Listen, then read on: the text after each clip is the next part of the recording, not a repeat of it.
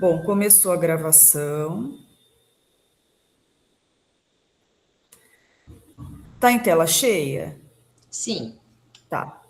Então, pessoal, hoje a gente vai fazer esse treinamento, né, para graduação em TO, que é um treinamento em pesquisa bibliográfica online, né, em bases de dados e periódicos, revistas científicas, que é como se fosse um mini curso oferecido aqui pelo departamento de referência, tá?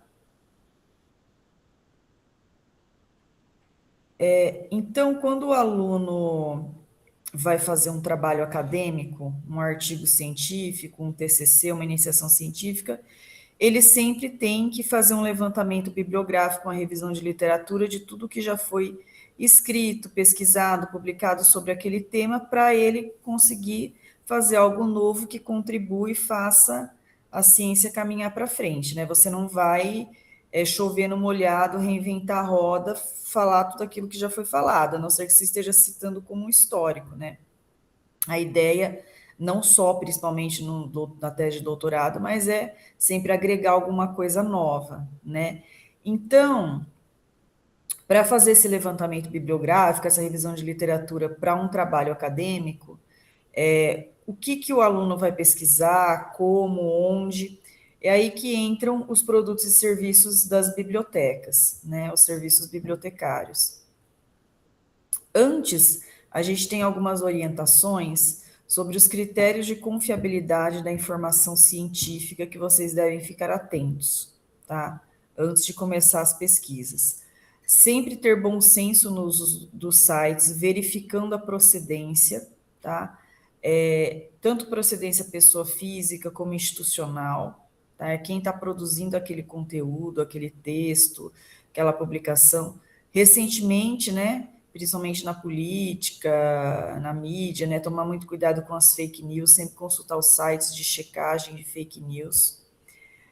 Estar atento sempre à atualidade da informação, principalmente dependendo de algumas áreas, né? Que se atualizam de forma mais rápida, né?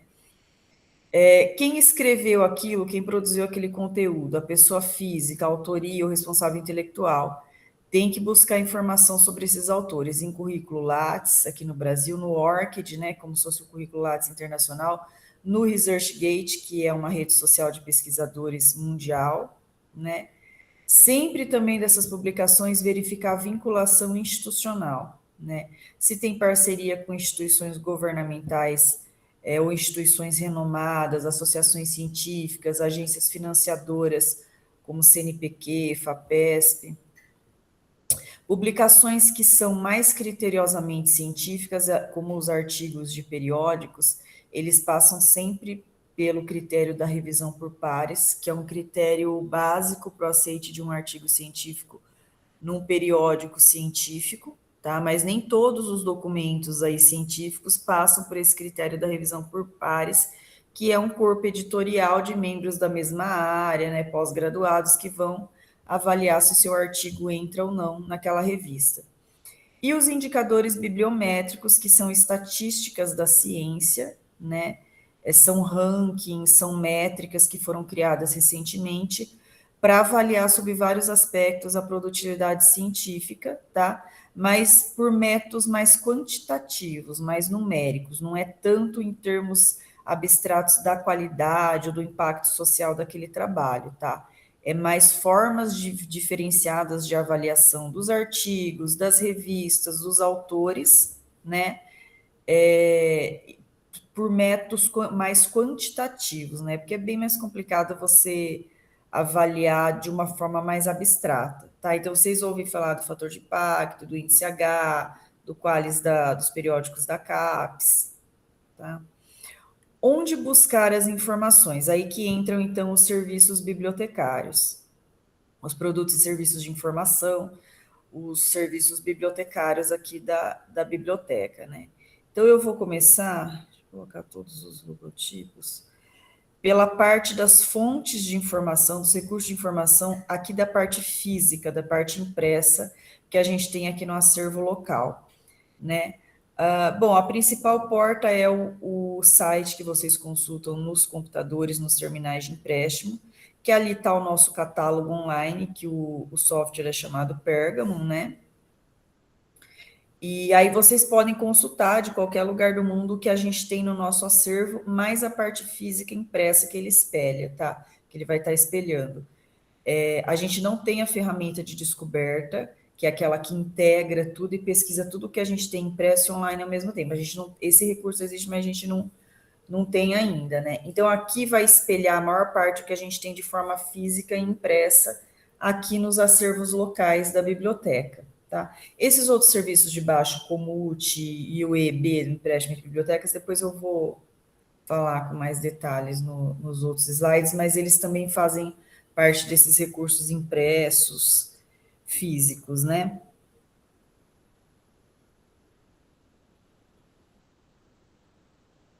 Aí a gente tem o acervo digital, que é o acervo online, né?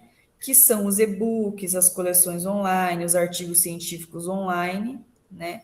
Tem a biblioteca virtual da Pearson, né? Que é uma biblioteca digital aí virtual de e-books, tá? Nós temos artigos de revistas, e-books dentro do portal de periódicos da CAPES, que é esse coloridinho aí, que é o maior portal de literatura científica para os pesquisadores brasileiros, né? A gente tem o repositório institucional da UFSCar, que é a nossa base de dados local da produtividade acadêmica aqui da comunidade UFSCar, e a gente tem uma base que a gente assinou de normas técnicas da ABNT, da editora Target.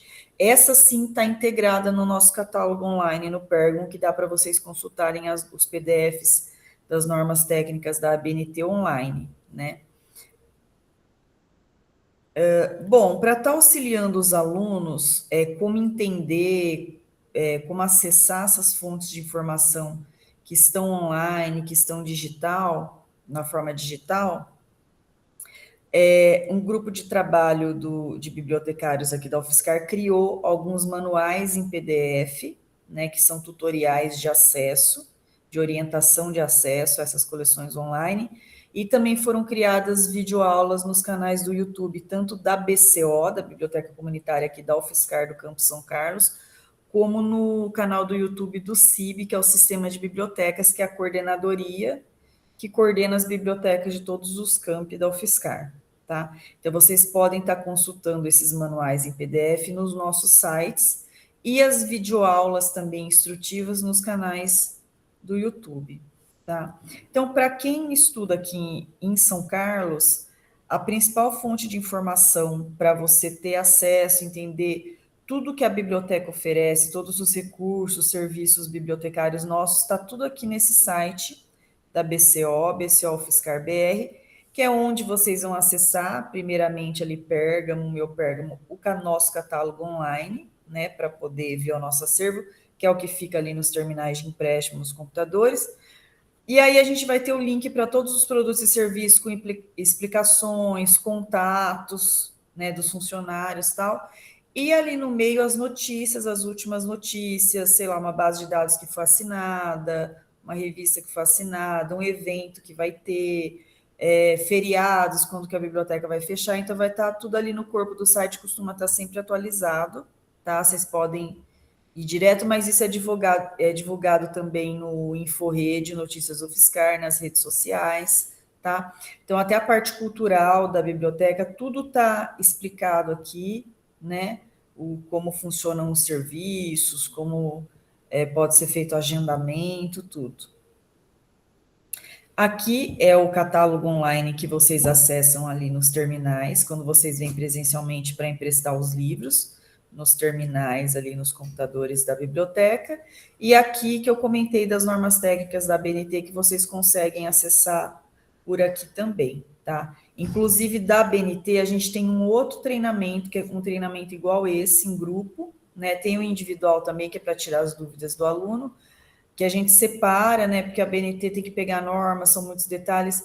Tem o treinamento em grupo só da BNT também, tá? Que aí são outros slides, é sobre as normas, as regras, né, das normas, a forma de acessar as normas, tá? Bom, esse é o site do Sistema de Bibliotecas. do SIB, que é o Sistema Integrado de Bibliotecas da UFSCar, que é um outro site, tá? Que é da Coordenadoria das Bibliotecas, e no mesmo estilo do nosso site, que eles são feitos tudo em clone, né? Aí tem as explicações sobre todos os produtos e serviços de informação, as notícias ali, sempre está sendo atualizado, tá? Ai, aqui saiu o desenho.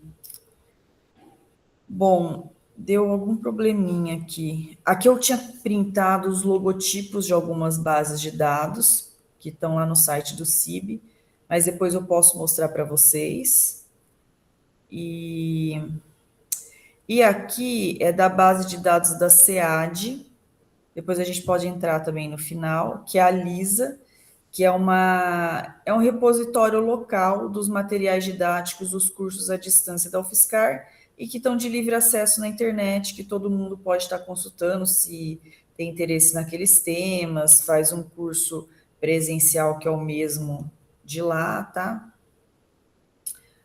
Bom, voltando àquele logotipo que eu não falei lá atrás, do EB, do Empréstimo entre Bibliotecas, é um serviço que é bastante usado pela graduação, principalmente, que são livros que podem ser emprestados, tanto a gente empresta para outras bibliotecas, livros que a gente tem e elas não têm, e elas emprestam para a gente. Pode ser emprestado de bibliotecas daqui da cidade mesmo, da USP, por exemplo, que não tem o acervo aberto para o público, como a gente tem, porque a gente é uma biblioteca comunitária, então a gente atende o público externo, né? Lá na USP, se você não é aluno, e se não me engano, na Unesp também, você não pode emprestar. Mas se eles tiverem livros que vocês têm interesse, se a gente tiver convênio com essas bibliotecas, mesmo que seja na outra cidade, uma cidade vizinha, outro estado, a gente pode estar emprestando esses livros, né? Tanto a gente empresta como eles emprestam e vem por correio por malote, tá? É um serviço oferecido aqui no departamento de referência, aqui no piso 1, tá? No departamento de atendimento, que é ao lado do balcão de empréstimo. O Comut, que é um outro logotipo que eu coloquei lá atrás, que é conhecido mais por essa sigla, e na verdade é o Programa de Comutação Bibliográfica, lá do IBICT, né? E ele é um programa de trocas de cópias de documentos entre as bibliotecas, tá? É o único serviço pago da biblioteca, R$ 2,20 a cada 5 páginas, para solicitar cópias dos artigos científicos que a gente não tem acesso ao texto completo, ou cópias de partes de livros, não do livro inteiro por conta da lei. Então, se vocês precisarem de um artigo científico, precisar do texto completo, que não está achando em lugar nenhum, nem no Google, é só mandar as referências do artigo, né? Título, autor, revista, ano, para esse e-mail, que aí eu tento conseguir uma cópia com outra biblioteca no Brasil ou no exterior, tá? E aí eu tento conseguir por esse sistema também, quando é. Eu não. Esse aqui tem a ver com os logotipos lá que não apareceram, tá? São algumas coleções online, algumas fontes de informação online que estão lá no site da biblioteca. Clicando em cada um desses, ele vai dar explicações mais detalhadas, mas eu vou estar falando deles aqui ao longo dos slides, tá? O portal de periódicos da UFSCar, né, semelhante ao nome portal de periódicos da CAPES, que é aquele nacional, que reúne a literatura científica mundial para os pesquisadores brasileiros, que é aquele coloridinho, né? Esse é um mini, que é o nosso portal de periódicos da UFSCar, das revistas científicas que foram produzidas aqui pelos nossos docentes, pelos nossos departamentos, né? Algumas se destacaram e conseguiram ser indexadas em bases de renome, bases internacionais, e algumas ficaram mais ao nível local aqui, tá? Elas são de livre acesso, né, acesso gratuito na internet, então qualquer pessoa pode acessar. Então foi criado esse site para organizar, para reunir elas, tá?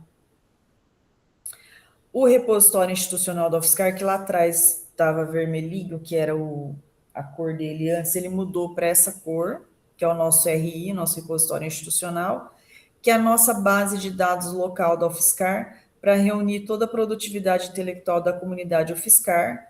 Começou com as teses e dissertações dos alunos que se formam aqui, expandiu agora para colocar os TCCs, os alunos de graduação, depois os artigos, agora também os dados de pesquisa, que podem ser reaproveitados por outros pesquisadores, também estão sendo armazenados aqui, né? Então, ela é de acesso aberto, né? As universidades públicas todas geralmente têm, as privadas poucas, mas as públicas a maioria tem, e tá tudo isso em acesso aberto, livre na internet, gratuito. Só alguns alunos que às vezes vai patentear alguma coisa em cima da tese da dissertação que não autoriza de depositar aqui, porque depende sempre da autorização do aluno, porque aí cai em domínio público, né?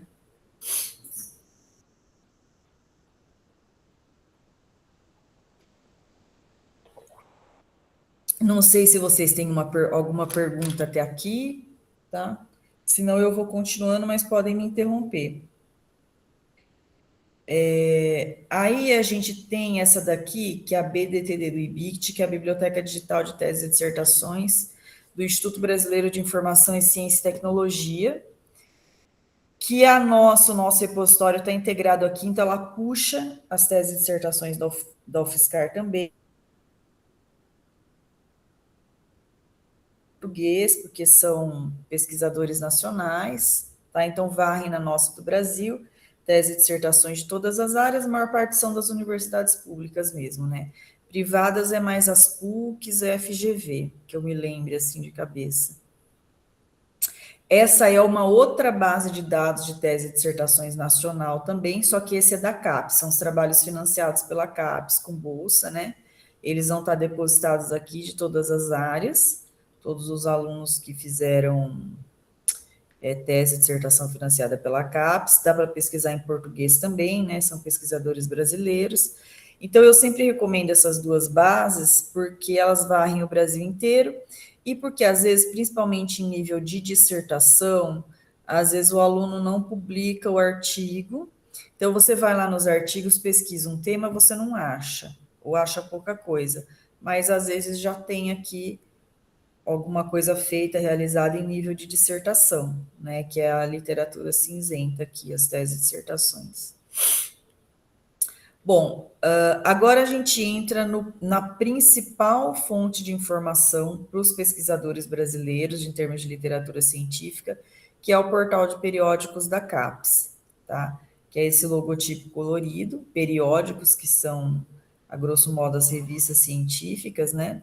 Então, ele é um grande portal que tem várias bases de dados, cada base de dados com várias revistas científicas dentro. A gente tem bases de dados que são especializadas numa área, né? Ou bases de dados multidisciplinares que cobrem várias áreas, ou bases de dados que pegam um bloco de área, por exemplo, só de ciências humanas, só de ciências da saúde, né? Então, o governo federal assinou uma parte da literatura científica mundial, não é tudo que existe, porque são verbas altas que têm que ser pagas para literatura, para as editoras científicas, né? E reuniu nesse portal e disponibilizou para os pesquisadores brasileiros.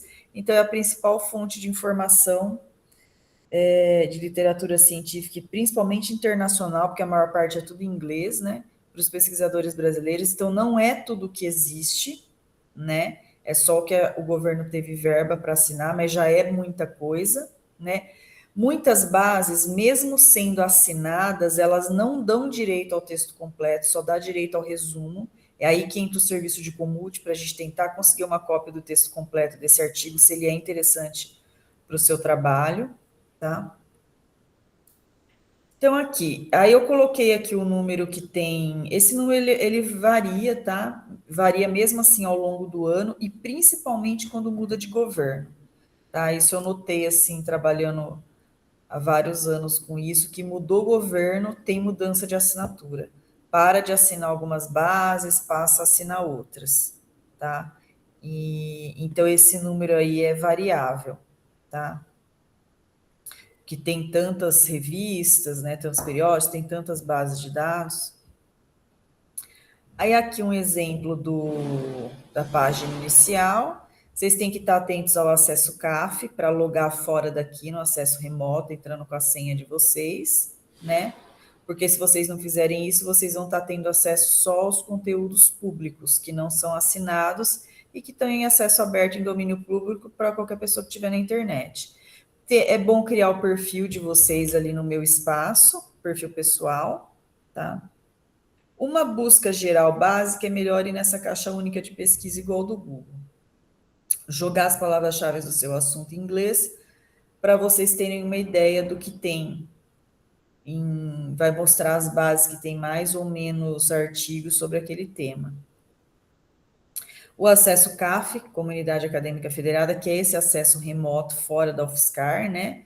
Você vai emprestar a internet da UFSCar logando com a sua senha, que é necessário para ter acesso às coleções online que não estão em acesso aberto na internet. Aqui dentro do portal a gente tem vários tipos de busca por assunto, que é a palavra-chave, né? Os descritores de assunto. Por base de dados, as bases de dados daquela área, os e-books, as revistas, os periódicos daquela área, tem vários filtros ali no acervo para pesquisar. Aqui foi logado, né? Depois que foi colocado. Aqui, quando você está aqui dentro na rede sem fio ou na rede cabeada, já loga direto, né? Ele já acusa direto o acesso pelo UFSCar. Mas se não fora daqui, ele vai, depois que você entrar com a senha, logar, ele vai falar que está sendo acessado pelo UFSCar. Bom, aí aqui eu destaquei algumas bases de dados que estão dentro do portal de periódicos da CAPES, tá? Algumas multidisciplinares, né, que acho que vocês já conhecem algumas, né, pelo menos as mais famosas, assim. O Cielo, que é uma base de dados multidisciplinar, que pega mais Brasil, América Latina, e tem mais texto em português e espanhol, mais de pesquisadores brasileiros, tá? Ela é multidisciplinar e ela é de textos completos. A Web of Science, que é considerada a mais conhecida no mundo, né? A Scopus de Elsevier, que é concorrente dela, né? Entre parênteses está o nome da editora científica, né? Que é a empresa que vende essa plataforma, essa base de dados. Então, elas são concorrentes à Web of Science e à Scopus, elas são multidisciplinares. A mais conhecida, a primeira Web of Science, né? Elas são bases referenciais com resumos, mesmo sendo assinadas, sendo pagas, elas só oferecem o resumo, tá? A Science Direct é da mesma editora da Scopus, a Elsevier, por isso que alguns artigos que vão aparecer na Scopus, apesar de ela ser referencial com resumo, eles vão vir e puxar o texto completo, porque está puxando da Science Direct, que a Science Direct é de textos completos. A Sage ela é multidisciplinar também, de textos completos, e a Springer, que eu mexi nela recentemente, ela desmembrou Springer Books, Springer Journals, e ela é de textos completos também, tá? Elas vão tendo algumas mudanças, assim, ao longo do tempo. Não sei se vocês querem perguntar alguma coisa até aqui, se vocês já ouviram falar dessas bases.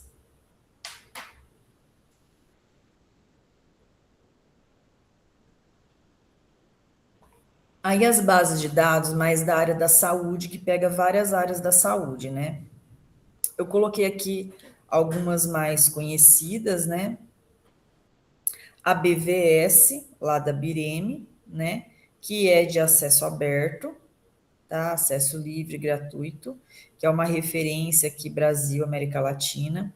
Referência em nível internacional é a PubMed, né? Que vocês conhecem também como Medline. Uma parte da coleção ela é paga, assinada, vendida pela editora Ovid, tá? E a outra parte é pública porque é patrocinada por essa Biblioteca Nacional de Medicina lá dos Estados Unidos, né?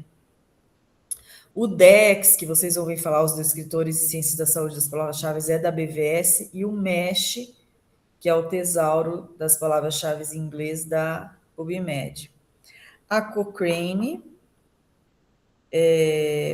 a Primal Pictures, da editora Ovid também, que eu esqueci de colocar ali, é uma base assinada. Essa eu acho que é uma das mais interessantes que tem da área da saúde, porque ela é uma base de dados de recursos audiovisuais, então ela tem as imagens, né? E aí você consegue rodar a imagem, você consegue baixar a imagem, dar zoom. e eles dividiram por especialidades, odontologia, acupuntura, esportes, toda a anatomia, assim, é uma das bases mais bonitas, assim, diferentes que tem. A Embase, da editora Elsevier, que muitos anos que pediam para assinar, foi assinada, faz uns anos aí, que a gente ficou muitos anos sem.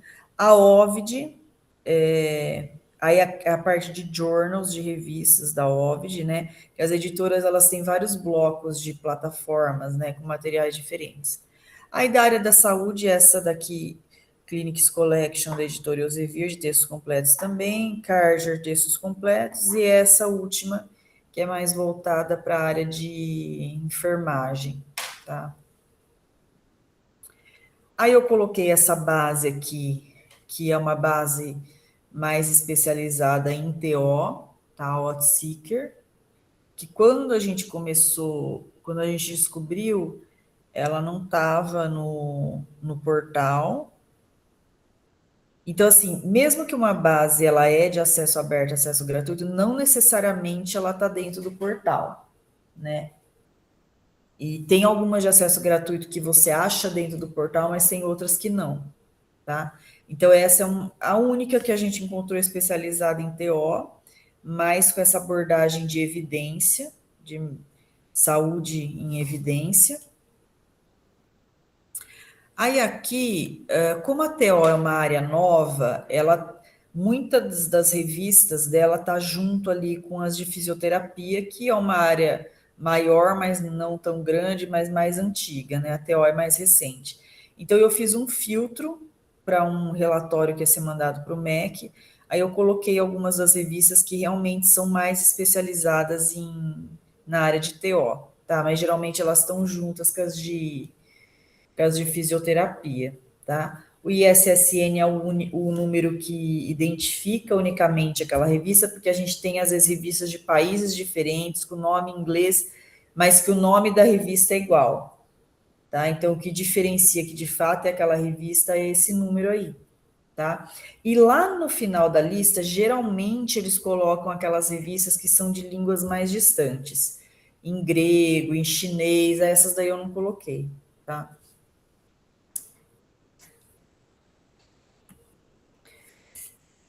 Bom, não sei se vocês têm alguma pergunta até aqui, aí eu vou passar para a parte de algumas técnicas, dicas de pesquisa, tá?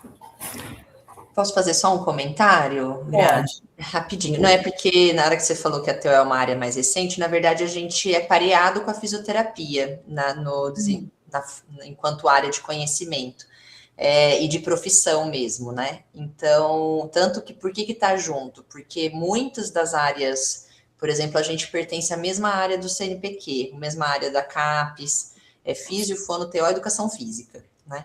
O que acontece mesmo é um volume de periódicos. Então, a fisioterapia tem um volume de periódicos especializados muito maior.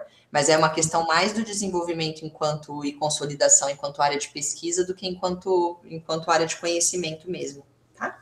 Só para Tá. isso.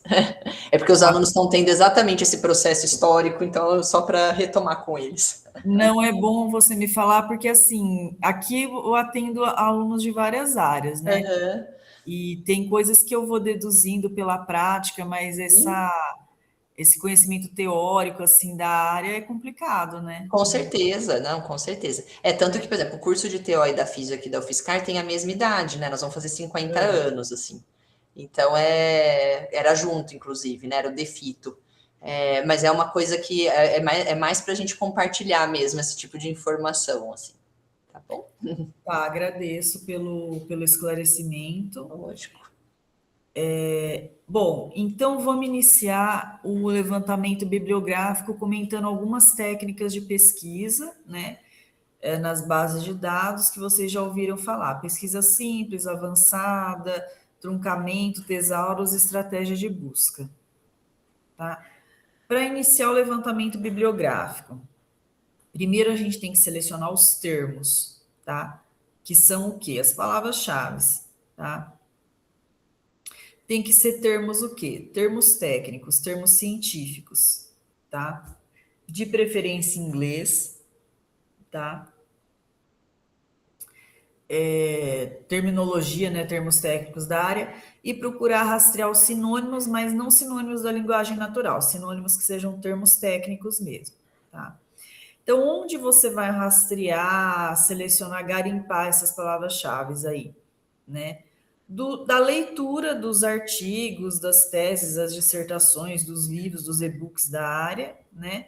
Consultar dicionários e enciclopédias especializados da área, quando existirem, né? Tem umas áreas que a gente percebe que tem mais, né? Que nem filosofia, né? Mas se a sua área tiver, também consultar essas publicações de referência, de consulta, né? Conversar com os pesquisadores, com os especialistas, com os docentes da área e também consultar os tesauros da área, né? Que antigamente eles eram publicados no formato de livros, hoje em dia eles estão mais como um site assim na internet, né? Ou dentro das próprias bases de dados, que é o caso do DEX, de escritores em ciências da saúde, lá da base de dados BVS, Biblioteca Virtual em Saúde, lá da Bireme, e o MESH, que é lá da PubMed, da Medline, da parte pública, tá? Aí aqui um exemplo de um tesauro, da hierarquia de um tesauro, lá o DEX da BVS, né? Então, os tesauros, eles são bancos de palavras-chave, são vocabulários controlados, né? Foram criados para se tentar controlar as palavras-chave que vão ser usadas, né? Eles estão relacionados semanticamente, hierarquicamente, e o tesauro é um instrumento de controle terminológico, porque para evitar que os pesquisadores, que as pessoas joguem qualquer palavra-chave lá no campo de busca. Então, tenta-se recomendar quais são os ideais, quais devem ser mais usados, quais são mais técnicos, mais científicos, né, que vão ser usados ali para indexar os artigos, para não ficar uma coisa bagunçada, né, uma coisa mais técnica e científica, evitando termos da linguagem natural, tá? Aqui a barra ali, né? Que você pode chegar e jogar a palavra-chave ali, de preferência em inglês, né?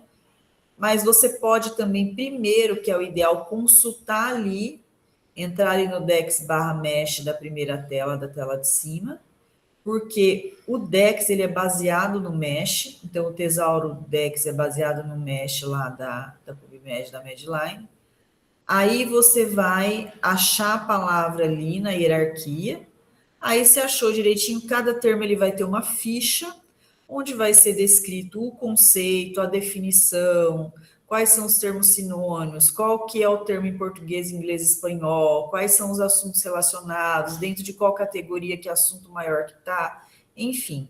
Cada termo vai ter uma ficha e aí você vai pegar esse assunto, de preferência em inglês, e jogar lá na caixa de pesquisa o termo certo, tá? Para isso que serve o tesauro, para orientar no uso das palavras-chave ideais, mais corretas para pesquisa, né?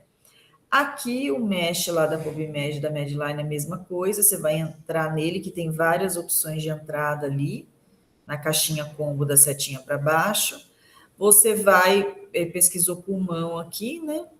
Aí ele vai dar todos os subassuntos, os assuntos maiores, menores relacionados. Inclusive, lá você já consegue jogar na caixinha de busca ali em branco, né? Que eles têm uma caixinha que constrói a expressão de busca, você só vai clicando e jogando lá, né? Então você tem que consultar o termo ideal lá também, tá? Bom, continuando as técnicas de pesquisa. Pesquisa simples. Então, algumas dicas mais básicas, né, para pesquisa simples, que costuma ser aquela linha única de pesquisa do Google. Procurar usar os termos mais precisos e inconfundíveis, os mais diferentes, os menos comuns, né? Sempre sobrenome do autor por extenso, nunca abreviar, né? Evitar os prenome abreviados, preferir usar os termos pouco comuns, que são mais diferentes no título, então evitar aquelas palavras educação, social, aquelas palavras genéricas, que tem muito, né? Sempre escolher as palavras mais diferentes para jogar no campo de pesquisa. Não precisa, né, evitar incluir artigo, preposição, que são aquelas palavrinhas pequenas, né, nos campos de pesquisa, nas caixas de busca. Não precisa usar acento e sempre preferir inglês. que é a língua da ciência, que é a língua que tem maior rastreio, maior abrangência, porque mesmo aquelas revistas que eu comentei, que está lá em chinês, em árabe, em grego, sempre os artigos que estão lá dentro, mesmo que eles estão em chinês, em japonês, mas sempre o título, o resumo, as palavras-chave vão estar em inglês, né? Técnicas mais agora os operadores booleanos que são usados na pesquisa avançada, end, or ou not, né? E mais outras dicas do termo exato, truncamento e proximidade. Então, um tema, saúde preventiva de idosos no SUS, tá? Então, você vai pegar cada termo, por os sinônimos e a tradução em inglês, e tudo termos técnicos científicos, tá? Aí, os dois assuntos, saúde preventiva e idoso, se você usar o END, ele junta dois assuntos diferentes, então ele só vai trazer os artigos que estão ali na intersecção, artigos que tenham os dois assuntos ao mesmo tempo. Então, isso provavelmente vai restringir a recuperação, vai trazer menos artigos para você. O OR, ele, quando você usa ele, ele tende a trazer mais artigos, porque ele vai trazer o que tem só um ou outro assunto sozinho e o que tem os dois assuntos juntos, na intersecção também, né? Então, provavelmente, ele vai te trazer mais resultados do que o END, tá? O OR, ele é bom para você usar para sinônimos, né? Sinônimos científicos daquele termo. Aquela mesma palavra em línguas diferentes, Brasil com S, OR, Brasil com Z, plural singular, woman, woman, né? Plural singular em inglês. Então, sinônimos, COVID, or Covid-19, or SARS-CoV-2, or coronavírus, sinônimos do mesmo assunto. Melhor usar o or, tá? E o not, que é menos conhecido, menos usado, é para excluir um assunto que está ali recorrente entrando e que você não quer ele lá no meio dos artigos, tá? Bom, termo exato.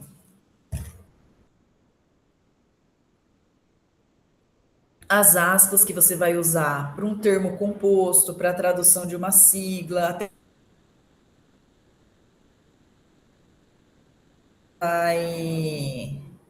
vai usar as aspas, que isso é padrão.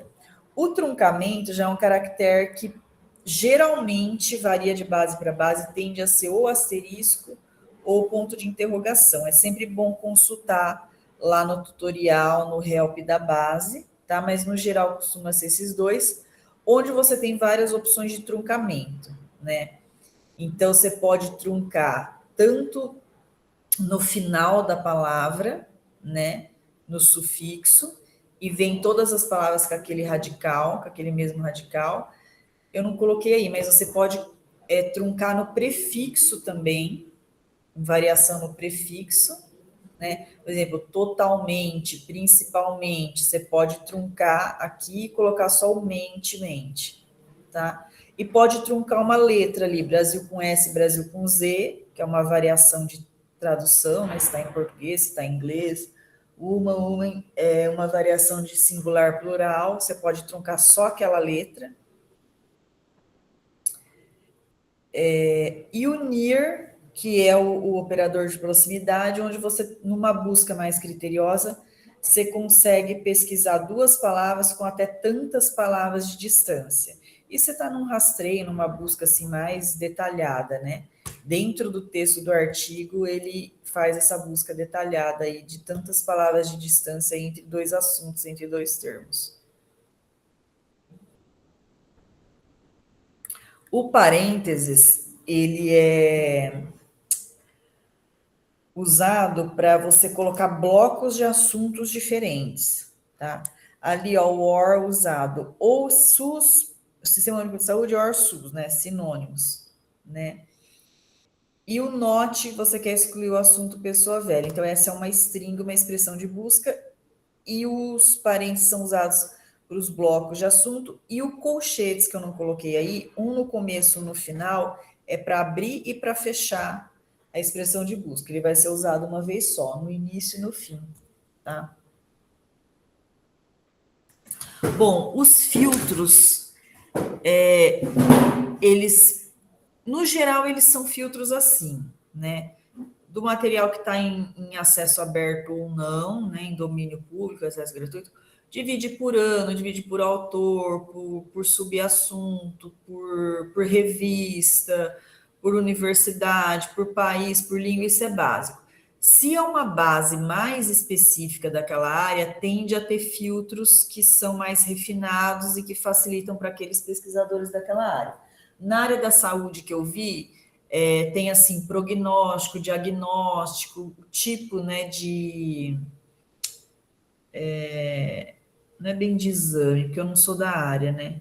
Mas tem alguns detalhes, assim, por exemplo, o público, se aquela pesquisa foi feita com criança, com idoso, com adulto, são alguns filtros que você vê mais nas bases da área da saúde, tá? E de outras áreas tem outros tipos de filtros mais específicos. Mas, no geral, as bases multidisciplinares, a grosso modo, são esses filtros que vocês vão estar vendo sempre, tá? Então, resumindo as dicas das técnicas de pesquisa, vocês devem agrupar seus termos por semelhança, utilizando o conector OR, lá para os sinônimos, né? Juntar esses assuntos diferentes com o AND, um assunto e outro, tá? Lembrando que, geralmente, nas bases de dados no Google, se você der um espaço entre uma palavra e outra, ele entende que são dois assuntos diferentes, nem precisa pôr o AND, tá? Por isso que quando o termo é composto, tem que pôr a aspas, senão ele vai quebrar no meio e achar que são dois assuntos diferentes, tá? E o NOT, que é para excluir o assunto que está aparecendo e você não quer. Mais algumas dicas. As bases de dados, elas sempre têm tutoriais, helps com dicas de pesquisa específicas delas, tá? Que é sempre bom vocês consultarem, que sempre tem algum detalhe que é particular daquela base, né? Aqui a gente dá dicas genéricas nos treinamentos, porque esses treinamentos, eles, como aqui a UFSCar é multidisciplinar, né? A gente foca em dar dicas genéricas, porque não tem como se aprofundar mais em cada área, né? Então a gente dá essas dicas assim que são mais genéricas. Mas sempre você selecionou aquelas bases que você vai pesquisar mais o seu trabalho nelas, então consulta o help tutorial de todas elas que tem alguns detalhes que vai mudar de uma para outra, né? E aí tem mais algumas dicas, né, que eu tinha colocado, acho que para pós, no outro treinamento que eu dei esses dias, os artigos, falando do inglês também, tem uma tendência, principalmente na pós, né? Vários anos atrás, o aluno terminava o artigo, ele queria publicar numa revista internacional de alto impacto, ele terminava, pagava alguém para traduzir. Começaram a surgir os cursos de escrita científica em inglês, onde é recomendado que o aluno, que o pesquisador, já ele mesmo produza seu artigo em inglês, com inglês mais de escrita científica em inglês, né? Então, é uma dica também, né? Para estar pensando nisso, né? Se quiser publicar numa base de dados, num periódico, numa base de dados que é de renome internacional, tá? Bom, não sei se vocês têm uma pergunta até aqui, que aqui termina a parte das técnicas de pesquisa e eu vou estar comentando outras coisas agora. Outros assuntos mais esparsos. Então, eu não tô. Se levanta a mãozinha, eu escutei um barulho, eu não consigo ver. Fala de voz. Se tem alguém querendo falar. Eu não Boa consigo tarde. ver. Oi? Boa tarde. Oi, pode falar. E se eu fosse fazer uma pesquisa que não tivesse nada sobre ela? E, tipo, um exemplo, eu sou indígena do povo Cambiuá e não tem nenhum PO formado lá na minha região. Então, se eu fosse fazer uma pesquisa tipo terapia ocupacional, juntando com o povo Cambiuá e não tivesse nada sobre isso, o que eu faria nessa situação? Então, os alunos que vêm fazer o treinamento individual comigo, que tem algumas dessas dúvidas assim, Assim, é interessante a sua pergunta. Já recebi alunos com situações assim, nos treinamentos individuais, que é quando eu consigo focar mais, né, naquela coisa individual do trabalho do aluno, tudo. O que eu recomendo, assim, você pesquisar na literatura o que vai permear o seu tema ali, o que dá uma base, um suporte para o seu tema. Então, você vai colocar ali alguma coisa da TO no Brasil, alguma coisa do seu povo indígena ali nessa parte lúdica, né?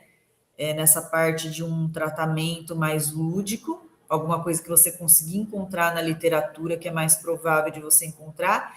E aí, quando é uma coisa muito inovadora, aí realmente essa nova contribuição vai partir, acho que do seu trabalho. Assim, não sei se a professora concorda comigo, quer acrescentar alguma coisa. Isso, eu acho que esse é o caminho mesmo, viu, Gra? Que às vezes termos muito específicos a gente já vê que não tem, mas aí a gente tenta ir para termos similares. Será que se juntar a terapia ocupacional com outras etnias, por exemplo, né? Ou com termos que sejam maiores, né? De povos originários, eu acho que a gente pode ir ampliando para poder varrer melhor o que já pode ter sido publicado nesses veículos, né? Acho que é esse o caminho mesmo. Tá. Não sei se respondi a pergunta, não sei se mais alguém quer perguntar mais alguma coisa, que agora a gente já está partindo para o final da parte dos slides, né?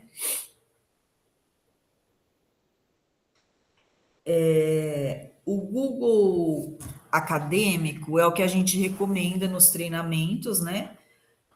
Porque ele é uma ferramenta de busca, ele não é uma base de dados, ele é uma ferramenta de busca, um mecanismo de busca ali, search engine. Então, ele não é uma base de dados, mas ele só varre em literatura acadêmica científica, né, em bases de dados e repositórios institucionais. Então, ele é bem confiável o que ele traz como resultado, diferentemente do Google normal, que ainda está nessa situação aí de ser uma terra meio sem lei, né? Sem critério assim de ciência, de consciência, de ética, uma coisa, né, os próprios direitos autorais ali não são respeitados. Então, assim, muitos artigos que eles teriam que ser comprados e pelo Google Acadêmico você vai ser bloqueado, você não vai conseguir chegar nele. Às vezes ele está pirateado o PDF lá no Google normal, tá? Então tem essa questão ainda. Não sei se isso vai se resolver. Eu acredito, quero acreditar que a tendência é toda a literatura científica sair da mão das editoras científicas e virar tudo em acesso aberto. Eu acho que isso vai contribuir muito mais para a evolução da ciência, né? Então é essa conjuntura, assim, né? De como tá. Então, assim, nos cursos a gente recomenda o Google Acadêmico, mas assim, às vezes o artigo tá lá no Google normal, pirateado. Não achando em lugar nenhum, vocês mandam a biblioteca no Brasil, no exterior, pelo serviço de comutação bibliográfica. Outra dica que a gente dá nos cursos é o Mendeley, que é um software de gestão de referência bibliográfica. Recomendo que vocês façam esse curso ali do POCA, do Portal de Cursos Abertos, o POCA da SEAD, que é a Secretaria de Educação à Distância. Lá tem vários mini cursos online gratuitos, tá? De várias áreas, vários assuntos que vocês podem fazer. E esse daí foi criado por 3 bibliotecários aqui da UFSCar, para vocês aprenderem como baixar, como usar o Mendeley, que ele vai ser um suporte para vocês, né? Um suporte acadêmico, tipo uma secretária acadêmica, para ajudar vocês a se organizarem com todo esse material de quando vocês começam a fazer um TCC, uma iniciação científica, um artigo, uma dissertação lá no mestrado. É bom usar o Mendeley, que ele ajuda você a organizar os seus artigos por assunto, compartilhar esses artigos, fazer as citações, as referências bibliográficas lá no formato ABNT, já na norma certa, tá? Então é interessante. Ele é o que a gente recomenda, ele é de acesso gratuito, ele é da editora Elsevier, mas ele é de acesso gratuito. A editora Elsevier é aquela lá da base de dados Scopus e Science Direct, tá? Mas ele é uma ferramenta gratuita, né? É tipo software livre, né? Acesso aberto. E tem o Zotero também, que ele também é livre, gratuito. Ele é do navegador Mozilla Firefox, então ele trabalha em conjunto com esse navegador. Você vai acoplar ele nesse navegador. Ele também é gratuito, só que ele tem mais funcionalidades do que o Mendeley, só que eu acho ele um pouco mais complicado de usar. Como suporte, o Leonardo Simeonini, que é um analista de sistemas da Fiocruz, que já fiz curso com ele, ele montou esse blog, né, que é um grande tutorial de como usar o Zotero, tá? Quem preferir usar o Zotero, então é bom consultar o blog, esse blog aqui, Planeta Zotero, tá?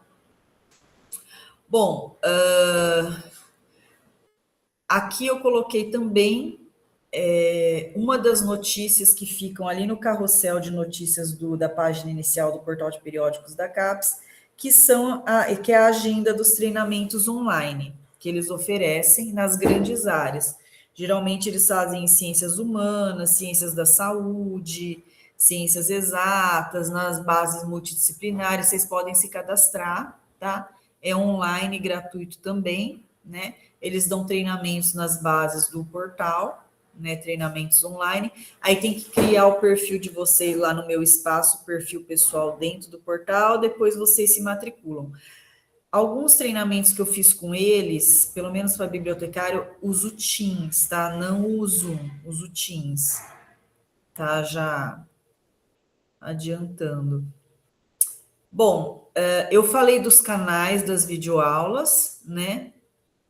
A gente tem um canal do YouTube da BCO, da Biblioteca Comunitária, que tem algumas videoaulas interessantes para vocês, alguns tutoriais, recomendo que vocês assistam. Não tem muita coisa, né?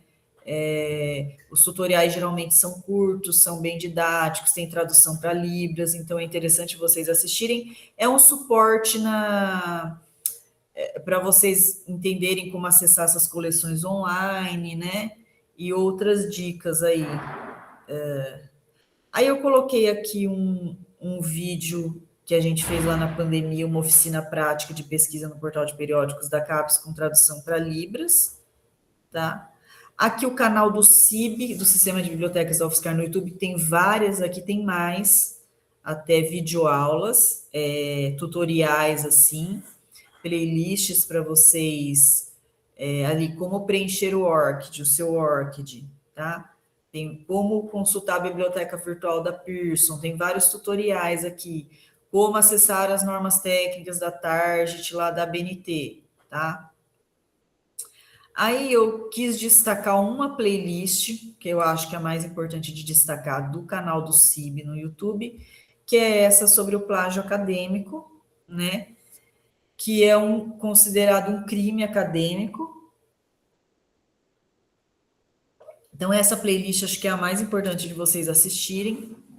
Então, assim, o conselho que eu dou nos treinamentos em grupo individuais é assim: tudo que vocês forem usar, até mesmo que seja um material de vocês, um artigo que você escreveu há 5, 10 anos atrás, você tem que se citar, a autocitação, principalmente se for de outra pessoa. Porque se você deixar escapar alguma coisa, teve aquele caso que saiu até na Folha, na mídia, que repercutiu mais aquele professor da USP que foi exonerado porque foi demitido porque a aluna pegou uma imagem de laboratório, acho que da área de biologia, e não referenciou, não citou, né? E aí foi denunciada, né?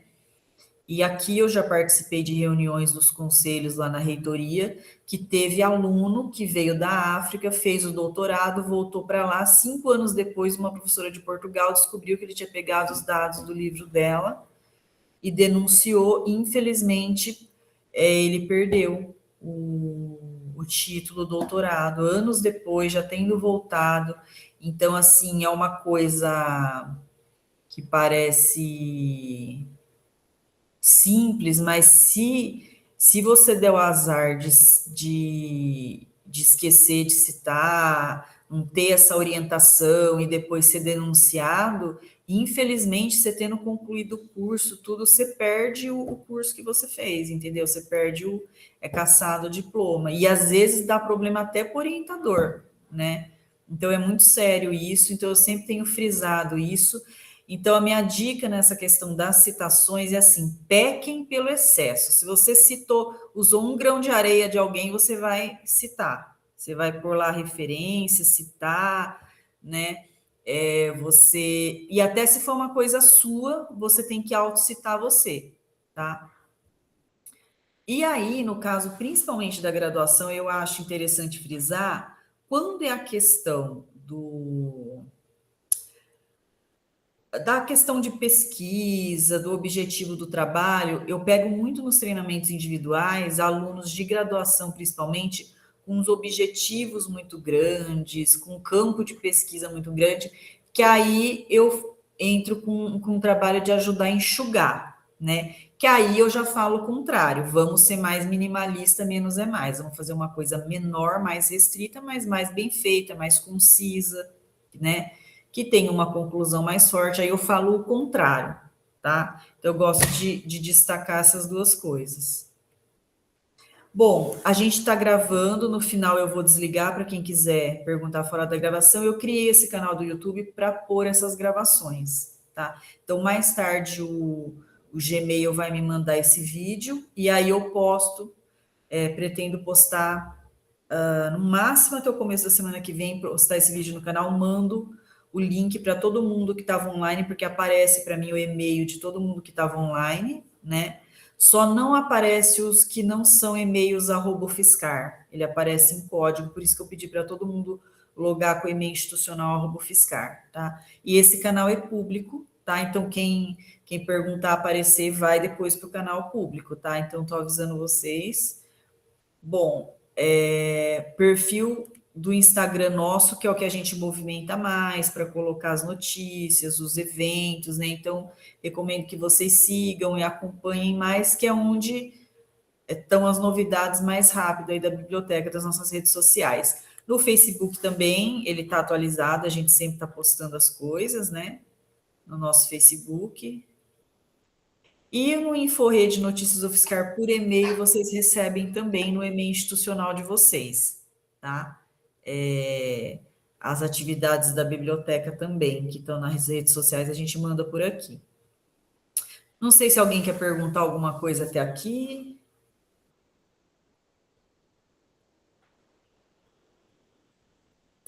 Aí, a gente teve essa novidade para o ano passado, e agora só estamos aguardando.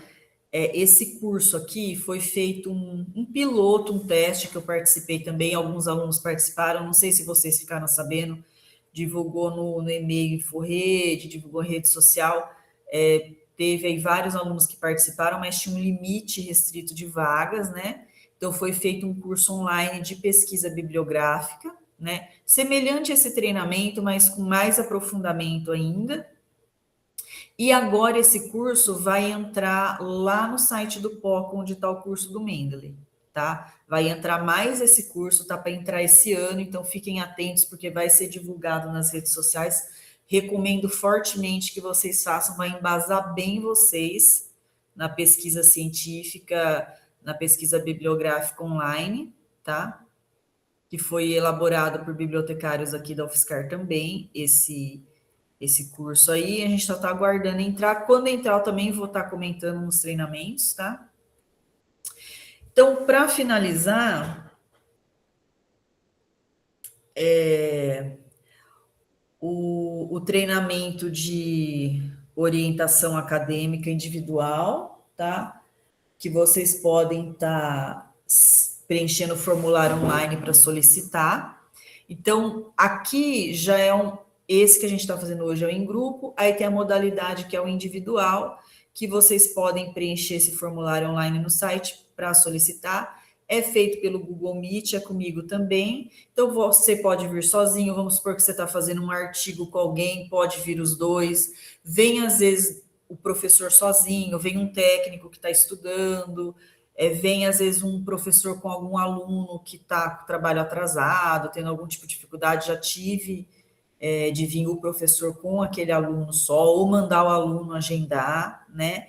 Quando é assim, eu gosto de colocar no máximo umas 4, 5 pessoas. Quando começa a ficar maior, já é melhor dar para a turma, o professor agendar, né? Só que assim, esse que a gente está fazendo hoje, eu uso os slides, projeto. No final, se tiver alunos voluntários, a gente pode fazer a parte prática, uma oficina online, que é bom que fique na gravação para os outros assistirem depois no YouTube, né?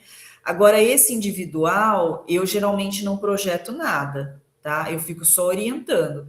Então, é bom o aluno vir com o notebook, com o computador desktop, mas é online pelo Google Meet, né? Então, o aluno fica lá com o notebook, com o computador. É bom já trazer alguma coisa que fez, já trazer dúvidas para mim. Aí o aluno projeta o trabalho e a gente vai passando em todos os pontos, em todas as dúvidas, desde lá do título, da questão de pesquisa, da parte de metodologia, das palavras-chave, das bases de dados, de entrar em alguma base que ficou com dúvida, a gente pode entrar junto, e sempre o aluno projetando para mim e eu vou orientando ele. Então, é bem focado no aluno esse daqui, tá?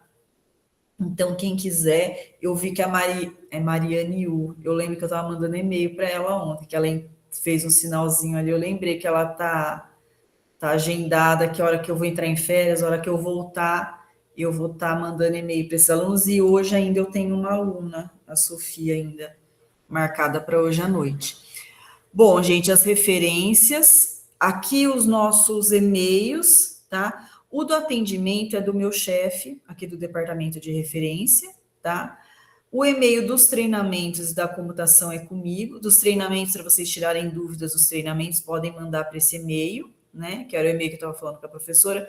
Vocês podem mandar, pode mandar o print da base, onde ficou com dúvida e tal. E o e-mail do Serviço de Computação Bibliográfica para pedir cópias dos artigos, tá? E aí as nossas redes sociais que eu já tinha falado para vocês, tá?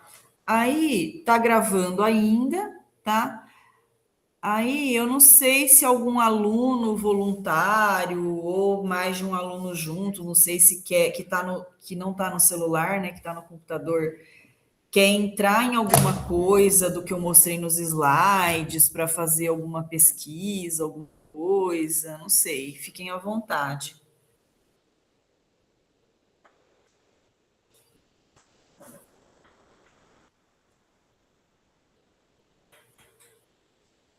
Ou se preferem que eu tire a gravação. Eu gosto de gravar porque aí fica, para quem assistir depois, fica essa parte prática. Tanto é que os vídeos mais longos do canal é que teve algum aluno que fez uma pesquisa, né?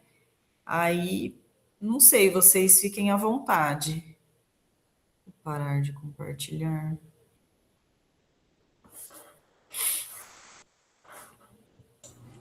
E aí, pessoal, alguém se habilita a fazer? Todo mundo meio tímido ainda. Vocês têm alguma dúvida dos slides, do que eu falei, de algum ponto, de alguma coisa? A gente está agendado, Gra, daqui algumas semanas, o treinamento da BNT, né? Isso. E antes disso, a gente vai ter uma semana de um conteúdo sobre ética e que eu vou recomendar um dos cursos que tem no POCA, que na verdade é a ética na pesquisa, né? E não tanto da citação, porque como ainda é um processo, é o primeiro, uma primeira disciplina realmente de entrada em pesquisa, é importante eles também saberem dessa ética mais geral, né? De cuidados éticos no geral. Mas é ótimo saber que depois tem para as questões de plágio e tudo mais, eu vou colocar também e recomendar que eles façam também no CIB, né? Assistam, né? As videoaulas. Mas é isso, muito bom. Tá. Bom, então eu não sei, será que eu paro de gravar? Será que alguém quer perguntar alguma coisa fora da gravação? Se alguém quer projetar aí para a gente entrar em alguma coisa, não sei.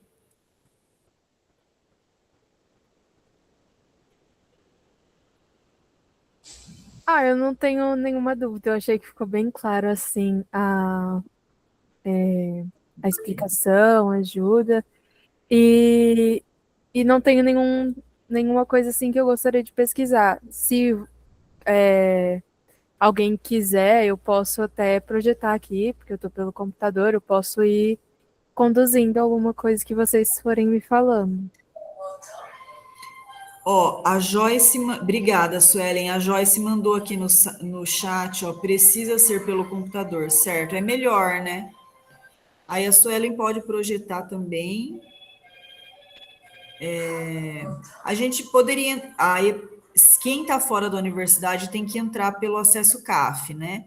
Lá no portal de periódicos da CAPES, a gente pode fazer uma busca geral, fazer um filtro de bases por áreas. Tem isso já lá no canal. Se vocês assistirem, mesmo de outras áreas, tem. Eu já fiz isso com alguns alunos, né?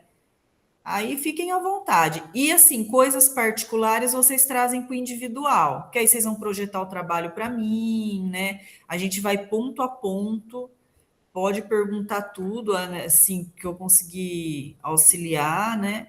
Podem perguntar ponto a ponto, pode vir um mini grupo de pesquisa, pode vir junto também, quem está fazendo alguma pesquisa, alguma coisa junto, né?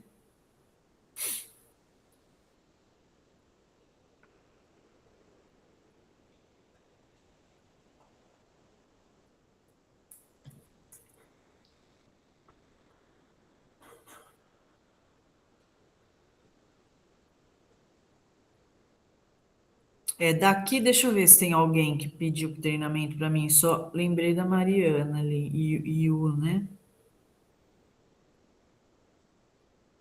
Não sei se tem alguém que já fez. Às vezes pelo nome eu lembro. Então aí eu vou entrar em férias, aí depois do feriado em junho eu vou estar reagendando de novo, tá? Já tem uns alunos na lista de espera dos treinamentos individuais. Então, professor, acho que eu vou encerrar a gravação, pode ser? Pode sim, obrigada, viu? Tá.